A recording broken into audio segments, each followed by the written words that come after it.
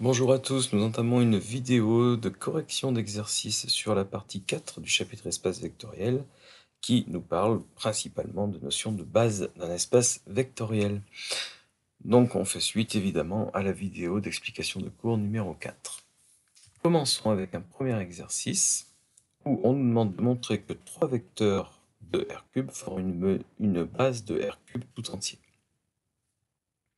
Enfin, une fois qu'on aura montré que ça forme une base, on doit trouver dans cette base les coordonnées du vecteur U, 1, 1, coordonnées exprimées bien sûr dans la base canonique, IJK bien sûr.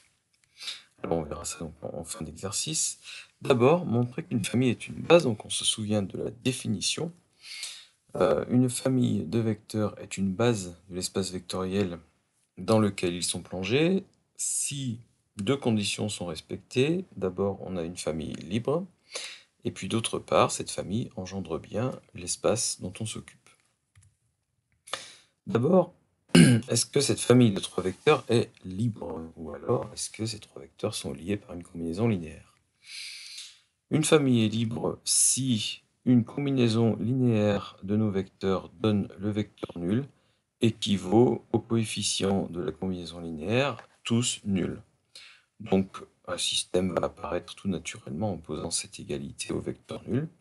Il faut que b plus c soit égal à 0, idem pour a plus c et pour a plus b. Système qui conduit directement à a égale 0, b égale 0, c égale 0.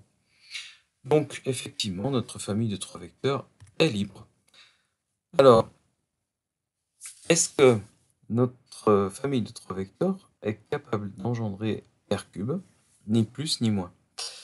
D'abord, ces trois vecteurs appartiennent à R³. Donc, toute combinaison linéaire des trois est un nouveau vecteur de R³. Donc, vect de la famille des trois vecteurs est incluse dans R³. Est-ce qu'on a l'inclusion contraire? C'est ce qui nous intéresse le plus ici. Est-ce que tout vecteur de R³ peut se décomposer dans ces trois vecteurs-là, peut être une combinaison linéaire des trois? Donc, on va prendre un vecteur quelconque de R³, x, y, z. Existe-t-il des coefficients ABC, quel que soit x, y, z, tel que a fois 0, 1, 1 plus b fois 1, 0, 1 plus c fois 1, 1, 0 nous donne ce vecteur x, y, z, quel qu'il soit. Encore une fois, on va poser un système qui va évidemment beaucoup ressembler au système du dessus, puisqu'on envisage encore la même combinaison linéaire de nos trois vecteurs. Cette fois-ci, on ne vise pas le vecteur nul, mais on vise x, y, z.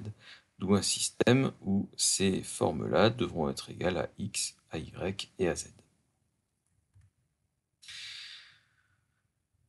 Alors, cette fois-ci, la transformation des écritures nous conduit à rechercher une écriture de A en fonction de x, y, z, une écriture de B également, une écriture de C également. Donc nous allons manipuler un peu nos équations. Je remarque dans la première ligne que B égale x moins C, donc je vais remplacer B par x moins C dans la troisième ligne. J'en déduis donc que A est égal à moins x plus C plus Z. Je remplace dans la deuxième ligne A par moins x plus C plus Z. Et voilà ce que devient la deuxième ligne. Donc on a des relations comme ça qui s'établissent entre nos différents paramètres. Et je vous fais grâce des étapes intermédiaires, mais on arrive très rapidement à trouver que B, effectivement, se trouve être égal à une expression bien précise en fonction de x, y et z. Idem pour C, idem pour A. Donc effectivement, quel que soit x, y et z, il existe des valeurs de ABC. D'ailleurs, on a un triplet ABC unique qui font que le vecteur V peut se décomposer dans ces trois vecteurs-là et que donc R au cube est inclus dans vect des trois vecteurs. La double inclusion fait que l'espace vectoriel engendré par ces trois vecteurs est bien l'espace R³. Donc nos conditions sont réunies. Cette famille est libre et engendre R³. Elle est donc par définition une base de R³. Petite remarque qui va se retrouver dans l'exercice suivant d'ailleurs. Si on veut montrer que la famille est libre et qu'elle engendre notre espace, on peut se contenter de ce système-là tel qu'il est écrit d'une manière générale, non pas avec 0, 0, 0, mais avec x, y, z. Si on en vient à cette conclusion-là, Eh bien, en remplaçant x, y, z par 0, 0, 0, on voit que la seule solution est que a égale 0, b égale 0, c égale 0. Et donc on a également la conclusion du dessus.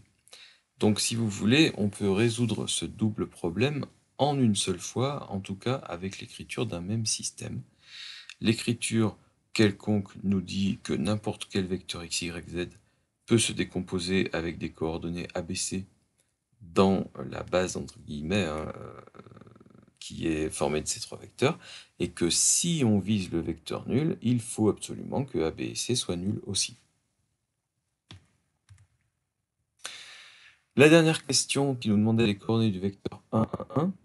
Donc évidemment, lorsqu'on cite un vecteur dans R3, comme x, y, z ici, ou 1, 1, 1, on le cite par défaut dans la base canonique de R3, qui est la base qu'on connaît, IJK, 1, 0, 0, 0, 1, 0, 0, 0, 1.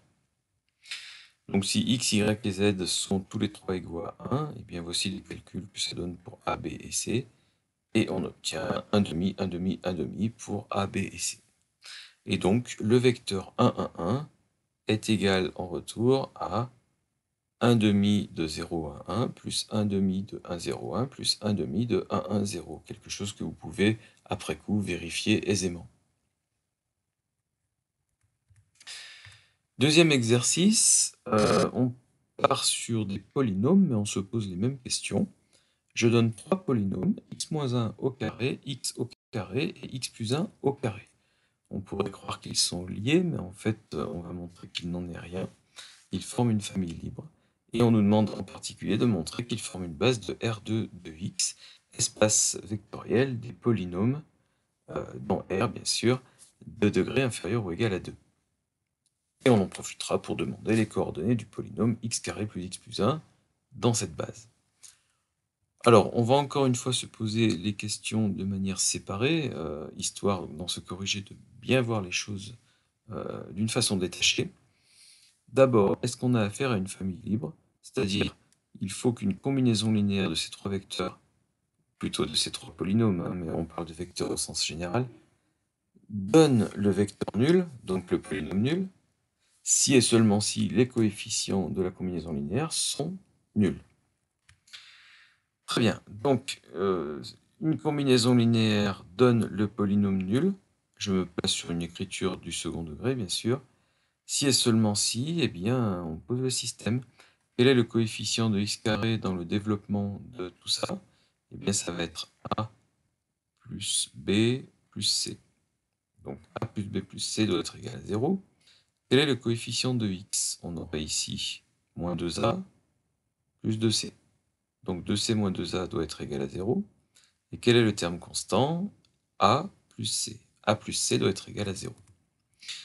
Donc voilà ce qu'on obtient après coup.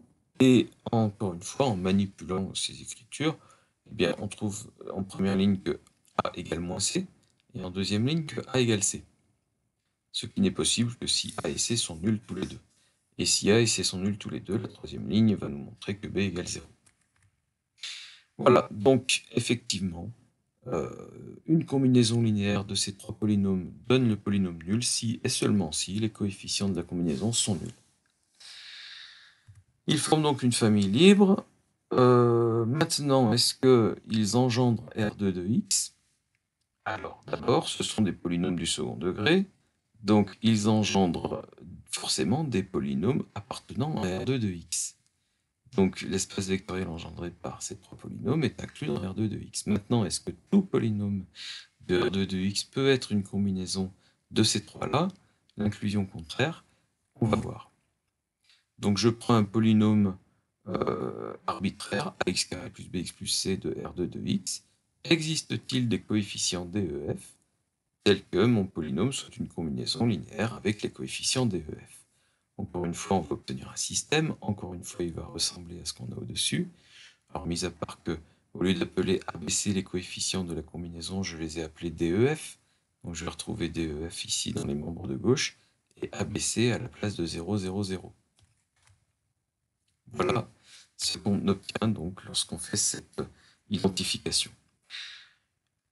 Notre objectif est de trouver, si possible, une écriture de D une écriture de E et une écriture de F, chacun en fonction de ABC.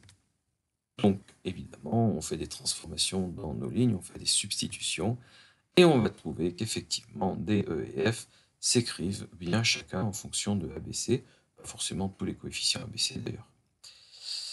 Donc effectivement, si on fixe 3 coefficients ABC ici, eh bien il existe 3 coefficients d'une combinaison linéaire ici unique qui va nous donner le résultat ax carré plus bx plus c.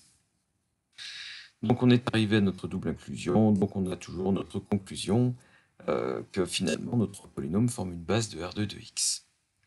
Même remarque donc que dans l'exercice précédent, si vous posez ce système-là et arrivez à cette conclusion, vous pouvez alors montrer facilement que si vous prenez le polynôme nul, alors forcément les coefficients DEF se doivent d'être nuls, et que donc vous avez affaire à une famille libre.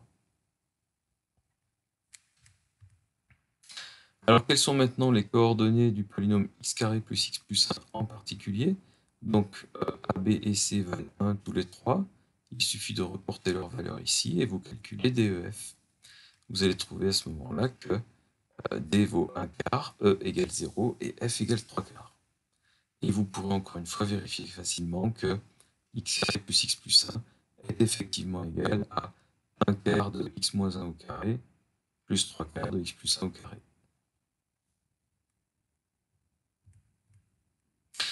Exercice 3, on ne parle pas spécifiquement d'une base, mais je vais avoir l'occasion d'en parler dans le corrigé en me projetant sur la suite du cours, ce qui fera une transition en fait avec la vidéo suivante. Mais dans un premier temps, je vais résoudre l'exercice avec les outils dont on dispose jusqu'à présent. Donc on a un R espace vectoriel E, alors répétition ici dans ma phrase, petite erreur d'écriture, bref, dans un R espace vectoriel E, de base B, E1, E2, E3, on définit les trois vecteurs U1, U2 et U3 dans cette base. C'est-à-dire qu'en fait, dans cette base, U1 est le vecteur 1, moins 2, 1, U2 est le vecteur 2, moins 1, moins 1, et U3 est le vecteur 1, 1, moins 2. Est-ce que U1, U2, U3 engendre E? Est-ce que vect de U1, U2, U3 égale E? Donc on n'est pas en train de parler d'une base U1, U2, U3, mais simplement de l'espace vectoriel engendré, sans se poser la question de est-ce qu'on est sur une famille libre. Alors encore une fois, on est sur cette question de double inclusion, et on va traiter les choses de la même façon que précédemment. Alors d'abord, l'inclusion de la gauche vers la droite est évidente, puisque U1, U2 et U3, qui se décomposent dans la base de E, sont forcément des vecteurs de E. Donc vect de U1, U2, U3 est également inclus dans E.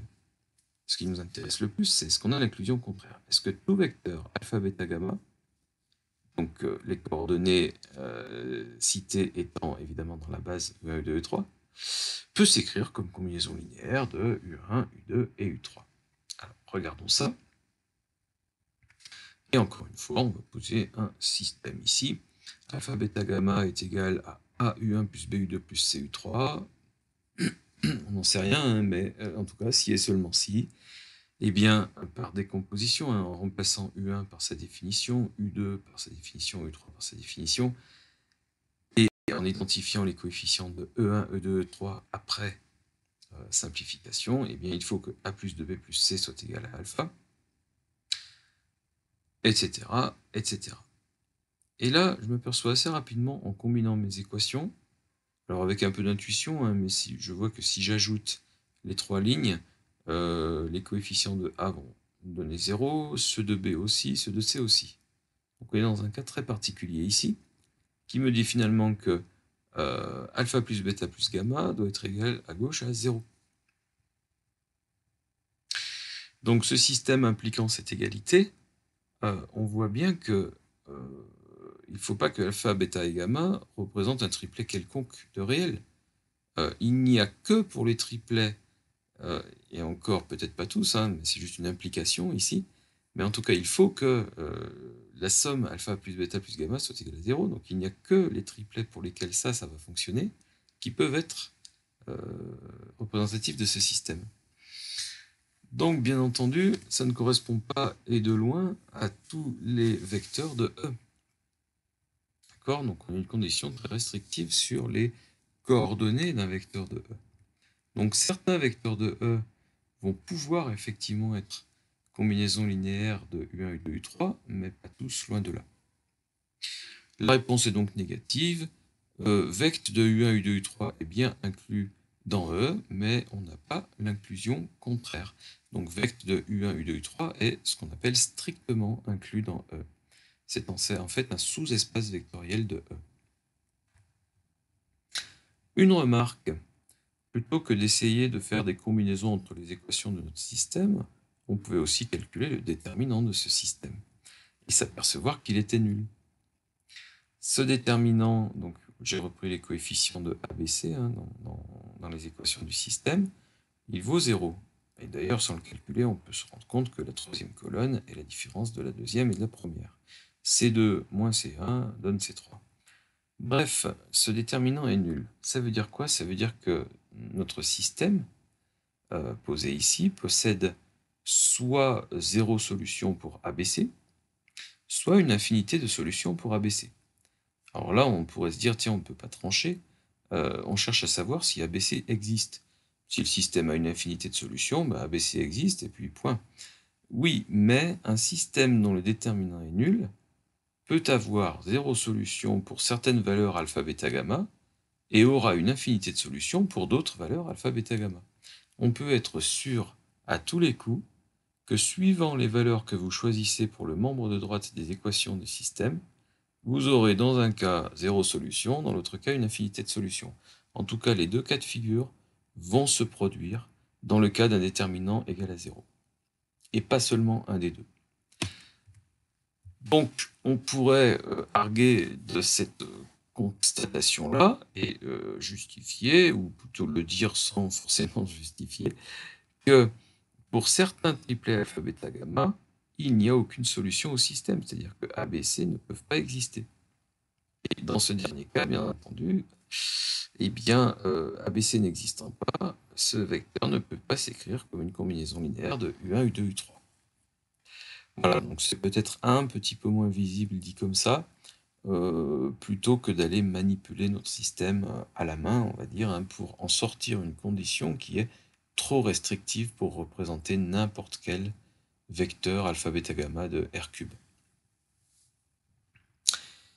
Très bien, alors maintenant voyons ce qu'on pourrait dire si on connaissait la suite du cours, celle qui nous parle vraiment de ce que sont les différentes bases possibles d'un espace vectoriel E, sachant qu'on en a une ici.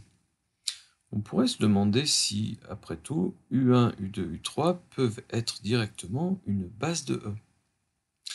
Alors qu'est-ce qu'on nous dit dans la suite du cours, finalement? Eh bien, c'est qu'en fait, toute base d'un espace vectoriel possède le même nombre d'éléments qu'une autre base. Toutes les bases ont forcément ici 3 éléments. Si E1, E2, E3 est une base, alors les autres ont aussi 3 éléments. Deuxièmement, toute base d'un espace vectoriel est une famille libre. Donc non seulement on se doit d'avoir 3 éléments, mais en plus on doit être une famille libre. Donc, si on arrive à montrer que notre famille de 3 vecteurs U1, U2, U3 est libre, sachant que déjà ces vecteurs sont au nombre de 3, alors ils formeront une base. Et ensuite, par implication, puisqu'ils forment une base, alors ils engendrent E. Et donc on aura répondu à cette question par ce biais-là. Donc il suffit en fait de montrer que U1, U2, U3 est une famille libre, ce qu'on n'arrivera pas à montrer bien sûr, hein. On a vu précédemment que la réponse est négative pour l'exercice. Et donc on va simplement constater que U1, U2, U3 forment une famille liée. Alors on pourrait le faire avec une matrice, en fait, hein, en reprenant les coordonnées de U1, 1, moins 2, 1, U2, 2, moins 1, moins 1, U3, 1, 1, moins 2. On forme ces trois vecteurs-là dans une matrice, à l'image de ce qu'on a vu précédemment, une matrice donc carrée de 3 lignes et 3 colonnes, et on montre qu'en fait, le rang de cette matrice n'est pas égal à 3, mais encore une fois, on n'est pas censé connaître la notion de rang d'une matrice, puisque depuis le chapitre qu'on a vu sur les matrices et puis ce qu'on vient de voir sur les espaces vectoriels, on n'a pas cité et défini la notion de rang d'une matrice. Mais on pourrait, bien entendu, et si vous savez le faire, faites-le. Donc nous, si vous voulez, on fait les choses d'une manière un petit peu plus manuelle. Je veux savoir si U1, U2, U3 est une famille libre ou liée. Eh bien, je pose le fait qu'une combinaison linéaire donne le vecteur nul. Et je vais voir si à ce moment-là, ça implique que les coefficients de la combinaison sont forcément nuls. Ce qui est quand même très rapide aussi. Donc je développe U1, U2, U3 par rapport à leur définition. Voilà ce que ça me donne. Et si on veut que ce vecteur-là soit le vecteur nul, eh bien il faut qu'il ait des coordonnées nulles dans la base E1, E2, E3. Et donc on va distinguer trois choses. Il faut que devant E1, A plus 2B plus C soit nul.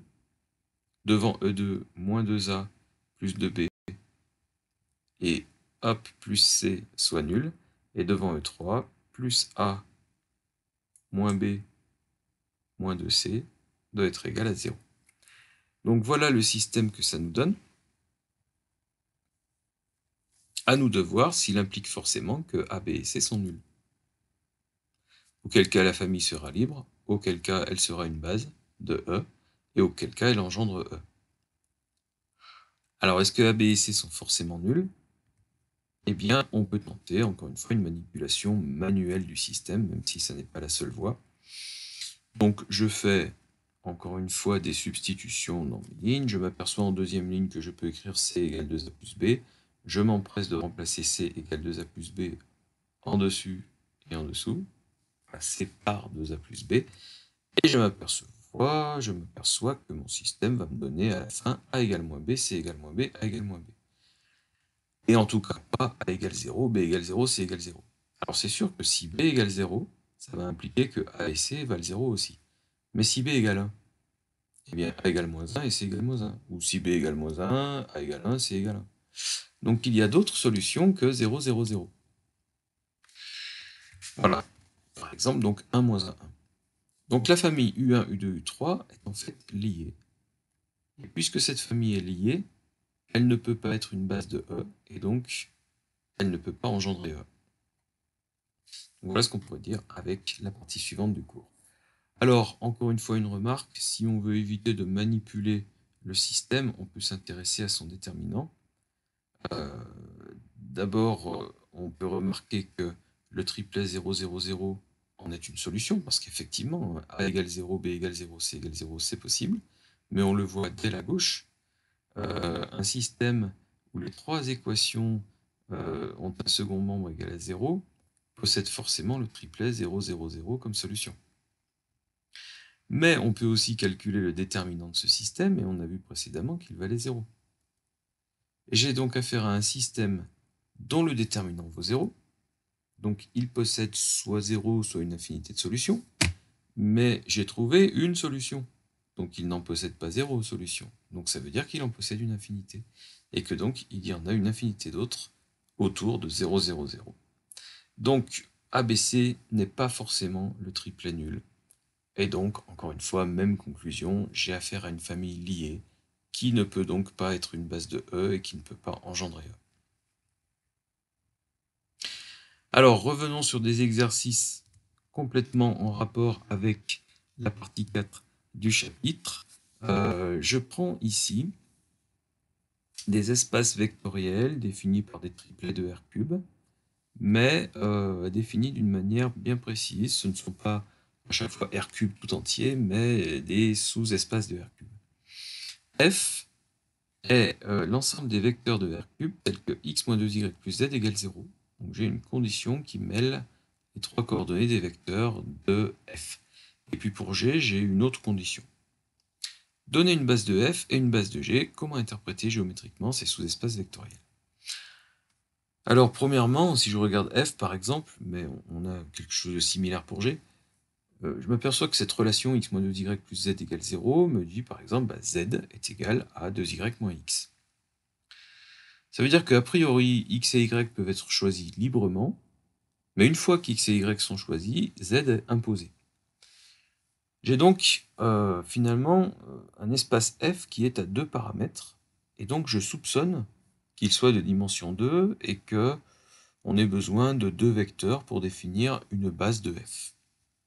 Voilà, donc déjà par intuition, on va dire, hein, par induction, on peut se dire, ou essayer de deviner quelle sera la forme d'une base de F. Mais il suffit pour ça, encore une fois, de constater que dans F, z est égal à 2y moins x. Et donc on va choisir deux vecteurs qui ont cette caractéristique. Tout vecteur de type x, y, 2y moins x appartient à f, par définition de f. Et tout vecteur de f est de cette forme. Donc les vecteurs de f sont les vecteurs de la forme x, y, 2y moins x. J'en choisis deux exemples. Alors, x égale 1, y égale 0, ça me donne z égale moins 1. X égale 0, y égale 1, ça me donne z égale 2. J'ai manifestement une famille libre, puisque ces vecteurs ne sont pas collinéaires. Et je rappelle qu'on cherche une base de f. Donc il faut que j'ai une famille libre, c'est le cas. Et maintenant, est-ce que cette famille de deux vecteurs peut engendrer f tout entier? Est-ce que n'importe quel vecteur de f peut être une combinaison linéaire de ces deux vecteurs-là? On va montrer rapidement que oui. Donc, un vecteur x, y, z de f, j'aurais même pu écrire tout de suite x, y, 2y moins x, mais voilà, mais prenons un vecteur quelconque, est une combinaison linéaire de ces deux vecteurs-là, si et seulement si, eh bien, en première coordonnée, x égale a, alors a fois 1 plus b fois 0, donc a, y égale a fois 0 plus b fois 1, donc b, et z égale a fois moins 1 plus b fois 2, donc 2b moins 1. Donc x égale a, y égale b, je remplace a et b par x et y en bas, et ça me redonne la caractéristique de l'ensemble f. Donc en fait, il suffit de prendre pour coefficient de la combinaison linéaire a pour valeur de x, ou plutôt x pour valeur de a, et y pour valeur de b. Très bien. Le couple AB existe donc. C'est en fait le couple XY. Et donc il est unique. Et la troisième ligne du système est simplement conforme à la définition de f. Voilà, donc notre famille est libre et engendre f, par définition, et en est une base.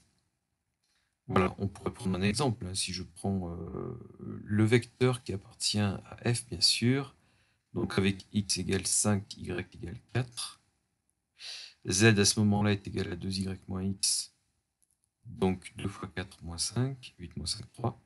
5, 4, 3 est un vecteur de f. D'accord?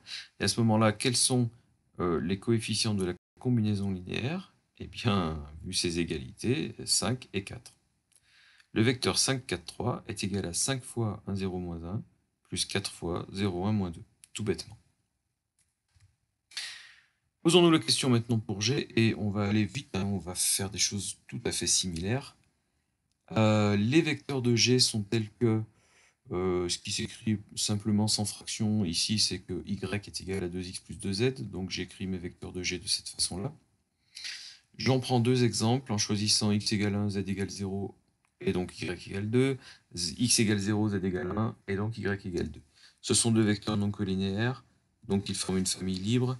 Est-ce que cette famille engendre G? Est-ce que tout vecteur de G est une combinaison linéaire de ces deux vecteurs-là? Mon système me dit oui, en prenant A égale X et B égale Z. Et puis donc on retrouvera bien Y égale 2A plus 2B, donc 2X plus 2Y. Y égale 2X plus 2Z. Alors, pardonnez-moi l'inversion d'écriture, parfois il y a des petites coquilles. Il faut bien lire ici Y égale 2X plus 2Z. Très bien, donc le couple AB existe, quel que soit le vecteur de départ, pourvu que ce vecteur soit dans G. Et donc, ces deux vecteurs, 1, 2, 0 et 0, 2, 1, forment une base de G. Voilà. Alors, comment interpréter ça maintenant dans R3? F et G sont engendrés chacun par deux vecteurs non collinéaires. Ce sont donc des plans vectoriels qui sont plongés dans l'espace de dimension 3 qu'est R3. Donc on visualise une figure avec R3, notre espace usuel de dimension 3, espace physique, dans lequel F est un plan et G est un autre plan. Alors bien sûr, ce sont des plans vectoriels. Qu'est-ce que ça veut dire? Puisqu'un vecteur peut être représenté n'importe où, eh bien F est un millefeuille de plans parallèles les uns aux autres, G est un autre millefeuille de plans parallèles les uns aux autres, peut-être dans une orientation différente par rapport au plan de F. Alors on va s'intéresser justement en deuxième question à F inter G. Et donc on peut se poser la question avant de faire des calculs, donner une base de F inter G et comment interpréter géométriquement F inter G. Alors d'abord, si l'orientation des plans F et des plans G n'est pas la même, eh bien F inter G va représenter une droite vectorielle, donc une certaine direction dans l'espace, qui va être évidemment engendrée par un vecteur unique. Donc F inter G serait de dimension 1, engendré par une base formée d'un vecteur unique. Maintenant, il se pourrait que F et G représentent deux directions parallèles, et à ce moment-là, F inter G, eh bien, c'est à la fois F et G, c'est-à-dire que F et G seraient égaux. Alors on pourrait aussi se placer en géométrie analytique en disant on parle de points avec des coordonnées x, y, z, et à ce moment-là, il faudrait se poser en plus la question de est-ce que F et G sont deux plans parallèles distincts ou deux plans parallèles confondus? Donc une question que je me pose ici, on va dire un peu naïvement évidemment, mais bien entendu, si jamais on a un parallélisme entre F et G, entre guillemets, eh bien c'est qu'en fait F égale G, en termes de plan vectoriel. Bien, alors regardons, et on va pouvoir s'en apercevoir, est-ce que F croise G ou est-ce que F et G sont parallèles? On va pouvoir s'en apercevoir analytiquement. Il faut maintenant décortiquer ces deux conditions, soit c'est la même condition, soit elles sont différentes. Et manifestement, elles ont quand même l'air différentes. Donc on va mêler les deux conditions pour parler des vecteurs qui appartiennent à la fois à F et à G. Donc non seulement Z doit être égal à 2y moins x, mais aussi y doit être égal à 2x plus 2z. Donc les vecteurs de F inter G sont tels que leurs coordonnées peuvent s'écrire x, 2x plus 2z, et en troisième coordonnée, z qui est égal à 2y moins x. Mais comme y est égal à 2x plus 2z, je peux faire une substitution ici, et dire que finalement z doit être égal à 4x plus 4z moins x, donc 3x plus 4z. Mais si z égale 3x plus 4z, c'est que z égale moins x. Du coup, je reporte ce résultat à gauche. Bref, on fait notre recette de cuisine que l'on fait cuire jusqu'au bout. La troisième coordonnée vaut finalement l'opposé de la première, ce qui fait que la deuxième coordonnée va être nulle. 2x plus 2z vaut forcément 0. Donc les vecteurs de f inter g sont les vecteurs de forme x0 moins x. Et là, on ne peut pas réduire davantage l'écriture. Donc il nous reste un paramètre. Donc on voit qu'on s'oriente vers en fait un espace de dimension 1. Voilà, si vraiment f et g devaient être les mêmes sous-espaces, avec un parallélisme des plans vectoriels, on aurait trouvé un vecteur ici à l'arrivée qui ressemblerait à la fois au vecteur de f et au vecteur de g. Mais ici, il n'en est rien. On a trouvé quelque chose de différent. Donc un exemple, c'est le vecteur 1, 0, 1. Il va nous servir évidemment de base à l'ensemble des vecteurs x0, x. Alors, à lui tout seul, il est une famille libre, évidemment, et il est clair que 1, 0, 1 engendre l'ensemble des vecteurs x0 moins x, x appartenant à R. Voilà, donc on a deux plans vectoriels qui impriment dans l'espace R3 des directions différentes et qui donc vont avoir une intersection sous forme d'une droite vectorielle, donc une direction bien précise dans l'espace, imprimée par ce vecteur, 1, 0, moins 1. Allez, un dernier exercice avec des polynômes cette fois-ci. On revient sur des polynômes, soit a et b deux réels distincts. Montrer que p et b, l'ensemble des polynômes de R4 de x dont a et b sont racines, est un sous-espace vectoriel de R4 de x et donner une base de p à b. Bref, on est dans R4 de x, l'ensemble des polynômes de degré inférieur ou égal à 4. Et à l'intérieur de cet ensemble, qui munit des lois plus et fois est un espace vectoriel, bien sûr, on s'intéresse aux polynômes qui ont pour racine les deux réels a et b qui ont été préalablement choisis. Donc évidemment, c'est un petit sous-espace de R4 de x. Mais d'abord, il faut montrer qu'on a affaire à un sous-espace vectoriel. Donc on va revenir sur des points de définition. Alors, qu'est-ce qu'il faut pour savoir qu'on a un sous-espace vectoriel? Eh bien, la stabilité par l'addition, la stabilité par le produit par un réel. Hein, c'est vraiment notre condition nécessaire. Si je reviens sur tous les points, et ensuite je parlerai de cette fameuse stabilité qui peut être suffisante, tous les points les uns après les autres, il est facile de montrer que PAB est stable par l'addition. Bah, effectivement, si vous avez P et Q, deux polynômes de PAB, donc tous les deux ont petit a et petit b comme racine, et bien P plus Q a également petit a et petit b comme racine. D'accord? Puisque P de A plus Q de A vaut 0 plus 0, et P de B plus Q de B, 0 plus 0. Donc on a une stabilité par l'addition. Cette addition est commutative, bien entendu, elle l'est dans R4 de x, donc elle va l'être dans PAB. Donc on n'a aucun souci sur les propriétés intrinsèques des opérations. Le polynôme nul, qui est l'élément neutre de l'addition, qui bien sûr est dans R4 de x, fait également partie de PAB. Effectivement, le polynôme nul possède tout réel comme racine, donc a et b aussi. Est-ce que tout polynôme de PAB possède son opposé dans PAB? Bien entendu. Si P de A vaut 0, moins P de A vaut 0 aussi. Donc le polynôme moins P appartient à PAB également. En bref, PAB muni de la loi d'addition est un groupe commutatif. Voilà, donc là j'ai refait, si vous voulez, les choses en détail pour montrer que d'abord PAB était un groupe commutatif. Ce qui m'intéresse en fait, c'est de montrer que PAB est un espace vectoriel. Donc maintenant, on doit avoir la stabilité, hein, on va s'occuper de la loi de composition externe, la loi de multiplication sur le corps R, la stabilité de PAB par produit sur le corps R. Est-ce que si P de x appartient à PAB, lambda P de x appartient aussi à PAB? Bien entendu. Lambda P de A vaut 0, lambda P de B vaut 0. Donc on a la stabilité par produit sur le corps R. Voilà, donc PAB est bien un sous-espace vectoriel de R4 de x. Alors maintenant, pour aller plus vite sur cette notion de sous-espace vectoriel de R4, vous pouvez faire deux choses très légèrement différentes. La première, vous choisissez, vous envisagez deux polynômes P et Q quelconques de PAB, P de x et Q de x, et vous vous demandez si lambda P de x plus Q de x appartient encore à PAB. Ce qui vous fera montrer à la fois la stabilité par l'addition et la stabilité par la multiplication par un réel. Chose qui, dans ce cas de figure, dans cet exercice, se démontre aisément tout autant que ce qu'on a fait précédemment.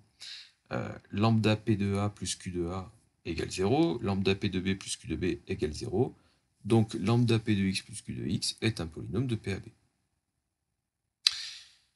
Voilà, et puis vous devez quand même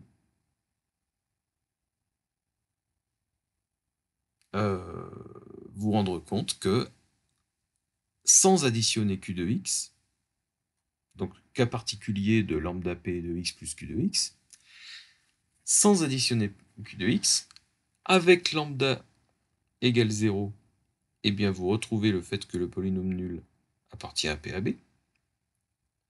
Et puis, avec lambda égale moins 1, vous retrouvez le fait que moins P de x appartient à PAB. Et donc, effectivement, et vous êtes tout à fait en droit, en exercice et en devoir d'utiliser ça, si vous vérifiez qu'avec deux éléments P et Q de votre, entre guillemets, sous-espace, lambda P plus Q appartient encore une fois à ce sous-ensemble, eh bien, vous avez affaire à un sous-espace vectoriel. Les autres caractéristiques, associativité de l'addition, commutativité de l'addition, etc., étaient déjà présentes dans R4 de x et donc vont se retrouver dans PAB fatalement. D'accord? Donc, la version courte que vous pouvez utiliser, c'est lambda P plus Q appartient-il à PAB? Bien, ceci étant dit, on doit donner une base de PAB. C'est-à-dire qu'il va falloir trouver des polynômes qui engendrent PAB et qui forment aussi une famille libre. Ça, ce n'est pas si simple. Et puis d'ailleurs, il est relativement difficile, là, comme ça, en regardant les deux lignes d'énoncé, de prévoir quelle sera la dimension de PAB. D'accord? Donc ce sont des polynômes qui possèdent deux racines en particulier. Alors, le nombre 2 peut nous faire penser que PAB est de dimension 2, mais ça n'est pas forcément sûr. Donc, regardons un petit peu, déjà, comment on peut écrire un polynôme quelconque de PAB. L'appeler P de x, c'est très bien, mais ça ne nous en dit pas grand-chose. Ce polynôme possède deux racines, a et b, donc il peut se factoriser par x moins a et par x moins b. Et c'est là qu'on va pouvoir avoir quelque chose d'un petit peu plus intéressant pour nous. Un polynôme quelconque de PAB s'écrit forcément x moins a facteur de x moins b facteur de q de x, où q de x est un polynôme de degré inférieur ou égal à 2. Donc lui-même peut s'écrire cx carré plus bx plus e. Très bien, alors est-ce que maintenant qu'on a cette écriture-là, en développant un petit peu, on ne pourrait pas trouver une espèce de décomposition de P de x en éléments un peu plus simples? Ça pourrait être intéressant parce que chercher une base, c'est chercher une façon générale de décomposer n'importe quel polynôme de l'ensemble. Donc on ne va pas toucher en développant à x-a et à x-b, mais on va développer ce triple produit par cx carré, dx et e. Et là on s'aperçoit de quoi? Du fait que p de x est égal à un certain coefficient fois ce polynôme, plus un autre coefficient fois celui-là, plus un troisième coefficient fois celui-là. Donc P de x se décompose grâce à trois polynômes, d'une manière unique bien sûr, puisque les coefficients de la décomposition sont les coefficients présents dans P de x même, donc qui sont intrinsèques à P de x. Et de plus, ces trois polynômes-là forment une famille libre, parce qu'ils sont de degrés différents. Deux polynômes de degrés différents ne peuvent pas être déjà proportionnels entre eux. Et trois polynômes de degrés différents ne peuvent pas être combinaisons linéaires l'un des autres ou l'un de quelques autres. D'accord? Si vous avez deux polynômes du second degré et un polynôme du premier degré, peut-être que les deux polynômes du second degré peuvent être liés entre eux. Mais si vous avez trois polynômes de 3 degrés différents, c'est fini. Il ne peut pas exister de combinaison linéaire de deux polynômes qui donne le troisième. C'est strictement impossible. Donc, qu'est-ce qu'on a sous les yeux? Une famille de 3 polynômes qui est libre et qui, par combinaison linéaire avec des coefficients CDE, redonne un polynôme P de x de l'ensemble PAB. C'est exactement ce qu'on cherchait.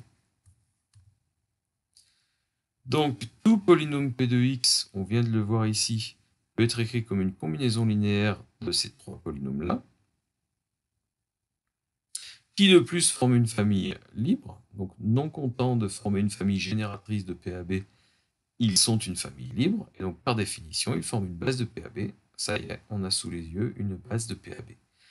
Et donc, pour aller sur la prochaine vidéo et la suite du cours, on dira que PAB est un espace de dimension 3.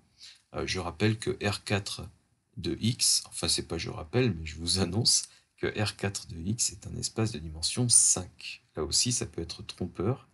L'espace des polynômes de degré inférieur ou égal à 4 est de dimension 5, c'est-à-dire que si on cherchait une base de R4 de X, il faudrait citer 5 polynômes.